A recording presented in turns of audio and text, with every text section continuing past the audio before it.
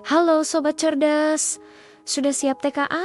Yuk kita belajar bersama. Kali ini kita akan belajar bahasa Indonesia untuk persiapan TKA pada kompetensi pemahaman tekstual dengan subkompetensi mengidentifikasi latar, karakter, dan atau fenomena berdasarkan kosakata yang digunakan dalam teks fiksi maupun non-fiksi.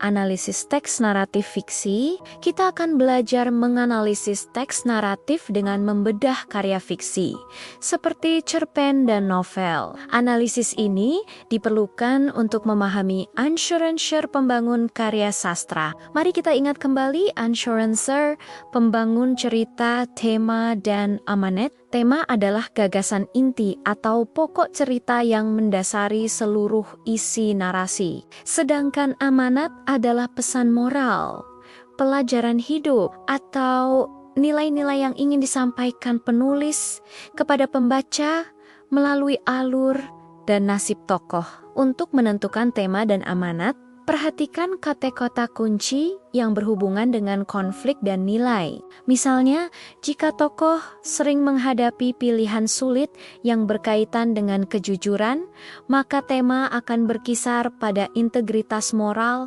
dan amanatnya adalah pentingnya kejujuran. Pagi itu, di balai desa, keranjang sumbangan untuk pembangunan jembatan sudah hampir penuh dengan uang dan beberapa perhiasan emas dari warga kaya. Di sudut ruangan Pachtua Tarno yang sehari-hari hanya mengumpulkan kayu bakar, mendekat dengan langkah ragu. Ia merogoh kantong kumalnya, mengeluarkan selembar uang lusuh seribuan, dan 2 keping receh. Tentu saja, nominal itu tidak sebanding dengan tumpukan uang di keranjang. Tentu saja, nominal itu tidak sebanding dengan tumpukan uang di keranjang. Tentu saja, nominal itu tidak sebanding dengan tumpukan uang di keranjang. Tentu saja, nominal itu tidak sebanding dengan tumpukan uang di keranjang. Tentu saja, nominal itu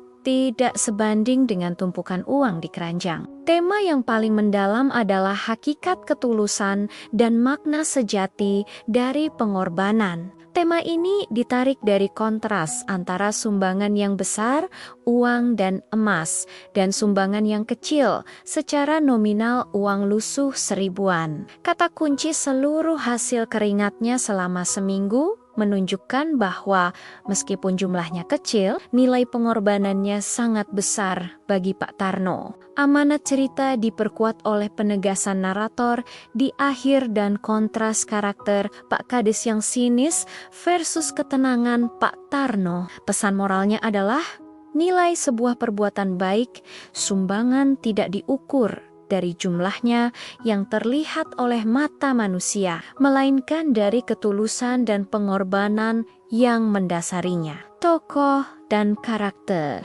Kita akan mengidentifikasi siapa tokoh dan bagaimana karakter sifat mereka, yang merupakan kunci untuk memahami motivasi dan konflik dalam cerita dalam analisis naratif. 2 unsur kunci yang harus dipahami adalah tokoh dan karakter. Tokoh merujuk pada individu, makhluk hidup, atau bahkan objek yang berperan penting dalam menjalankan alur cerita, berfungsi sebagai pelaku utama dalam narasi. Misalnya, Rani, Pak Yus, atau si Kancil. Karakter didefinisikan sebagai watak, sifat, atau kualitas moral dan psikologis yang melekat pada tokoh. Karakterlah yang memberikan dimensi dan motivasi pada tokoh, menentukan bagaimana mereka bersikap dan mengambil keputusan, misalnya sifat rajin, dermawan, atau pendendam. Dengan demikian, tokoh adalah subjek, sedangkan karakter adalah atribut atau sifat yang mendefinisikan subjek tersebut. Sifat tokoh harus disimpulkan oleh pembaca berdasarkan petunjuk yang tersembunyi dalam teks. Petunjuk implisit ini didapatkan melalui 4 metode kunci. Melalui tindakan aksi, seperti ketika tokoh membantu nenek menyeberang jalan saat hujan, menyiratkan sifat peduli dan berani. Melalui dialog, ucapan, isi, dan gaya bicara tokoh. Seperti perkataan urusan besok, jangan dirisaukan, menunjukkan sifat tawakal dan optimistis. Melalui deskripsi fisik, penampilan fisik tokoh misalnya, berpenampilan seram, atau kakinya bengkok diasosiasikan dengan sifat mencurigakan. Melalui pikiran atau perasaan, diksi yang menggambarkan kondisi batin misalnya, merogoh kantong kumalnya dengan mata memancarkan ketenangan, menyiratkan sifat ikhlas dan tulus. Di tengah keramaian pusat perbelanjaan, Risa yang mengenakan gaun mahal melihat adiknya, Gilang, duduk di bangku taman. Di tengah keramaian pusat perbelanjaan, Risa yang mengenakan gaun mahal melihat adiknya, Gilang, duduk di bangku taman. Gilang memakai jaket lusuh peninggalan almarhum ayahnya. Risa menghampirinya dengan raut wajah tidak suka. "Kenapa kau pakai baju itu ke sini? Kau membuatku malu. Buang saja jaket itu.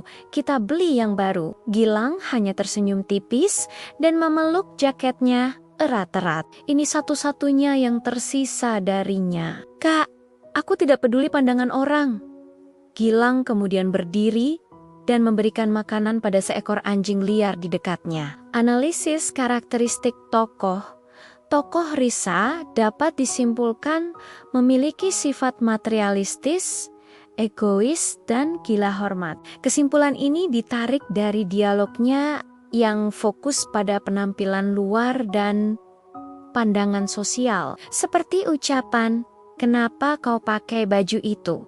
Kau membuatku malu." Buang saja, yang menunjukkan bahwa ia mengutamakan harga diri di mata publik daripada perasaan adiknya. Berbanding terbalik dengan Risa, tokoh Gilang menunjukkan sifat setia pada memori, tulus, empatik, dan sederhana. Sifat ini tercermin melalui dialognya yang menghargai nilai sentimental jaket satu-satunya yang tersisa darinya. "Kak, aku tidak peduli," serta tindakannya yang tulus dan empatik, yaitu memeluk jaketnya Aratoret dan memberikan makanan pada anjing liar, yang menegaskan bahwa ia lebih menghargai nilai batin dan kemanusiaan daripada status sosial. Serta tindakannya yang tulus dan empatik, yaitu memeluk jaketnya Aratoret dan memberikan makanan pada anjing liar, yang menegaskan bahwa ia lebih menghargai nilai batin dan kemanusiaan